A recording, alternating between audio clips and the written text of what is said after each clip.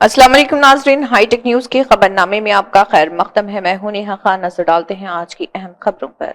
धरना चौक पे BRS MLC के कविता अपने पार्टी के कार्यकर्ताओं के साथ धरना देते हुए मुतालबा किया है कि असेंबली में महात्मा ज्योतिबा फुले का मुजस्समा लगाया जाए और उसके अलावा ओबीसी 42% रिजर्वेशन बिल जो तेलंगाना असेंबली में रुक गया है उसको जल्द से जल्द टेबल पर लाए और उसे पास करे। आइए देखते हैं हाईटेक टीवी की यह खास रिपोर्ट।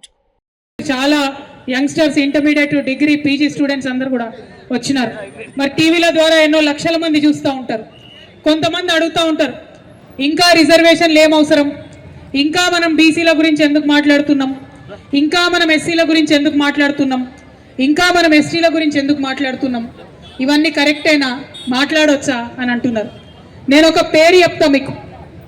ఈరోజే అన్ని వార్తాపత్రికలలో ప్రముఖంగా వచ్చింది. టికారాం జుల్లి.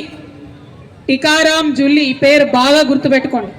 ఎందుకంటే ఇక్కడి నుంచి భారతదేశ చరిత్ర ఒక మలుపు తిరగాలి, బీసీ ఉద్యమ చరిత్ర ఒక మలుపు తిరగాలి.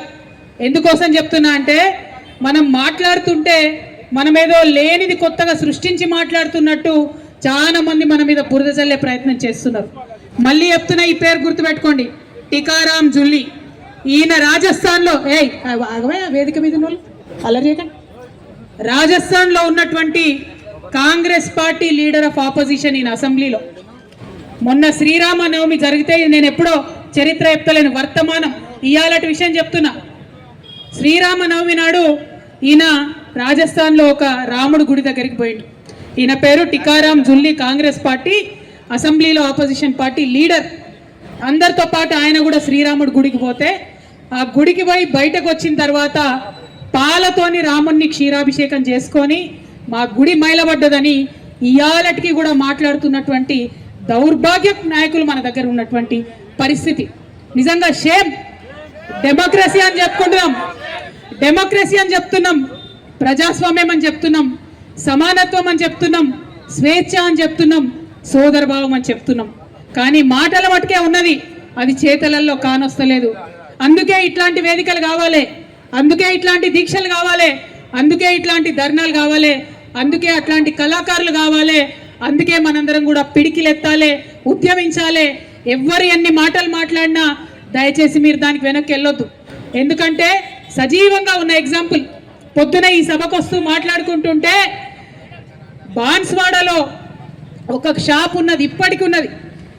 అక్కడికి ఎవరన్నా బీసీలో ఎస్సీలో పోయి ఛాయ్ తాగితే వేరే కప్పులు ఇస్తారు. బీసీలో ఎస్సీలో పోయి ఛాయ్ తాగితే ఛాయ్ తాగినావు, పైసలు ఇచ్చినావు కరెక్టే, కానీ నీ కప్పు నువ్వు గడిగాడ పెట్టిపో అని చెప్పేటటువంటి పరిస్థితి ఇప్పటికి కూడా ఉన్నది. ఒక 15 ఏళ్ల కిందటి మాట చెప్తున్నా, మహబూబ్ నగర్లో ఒక గుడి ఉన్నది, పేర్లు చెప్పనేను. ఆ గుడి బయట, అంటే గుడి లోపల దేవుణ్ణి దర్శించుకోవడం అన్నది అసాధ్యం బీసీ ఎస్సీలకు. కానీ గుడి బయట ప్రహారీ గోడ లోపల ఒక చిన్న రాయి పెట్టిరు. ఆడికి పోవాలి, ఆడ కొబ్బరికాయ కొట్టాలి, దూరంకి వెళ్ళి దేవుణ్ణి దండం పెట్టుకోవాలి, బయటకు వెళ్ళిపోవాలి. పాపం ఆనాడు అక్కడ ఉన్న ఎమ్మెల్యే గారు